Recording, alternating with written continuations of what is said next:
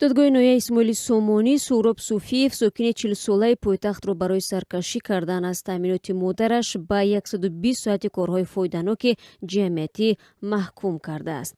манба мегӯяд, ки Суфии Сӯроб, ки худ соҳиби 2 фарзанди ноболиғ мебошаду ҷойи кори расмӣ надорад, бо дастури додгоҳ аз 1 июни соли 2018 бояд барои таъминоти модараш Фазила Суфиеваи 61сола ҳар моҳ 120 сомонӣ алимент пардохт мекард. аммо ӯ бидуни сабабҳои узрнок аз моҳи июни соли 2018 то моҳи феврали соли 2019 ӯҳдадориҳояшро иҷро накардааст. маблағи алименти пардохт накардаи Суфиев ба 960 сомонӣ расидааст, мегӯяд як манбаъ дар додгоҳ.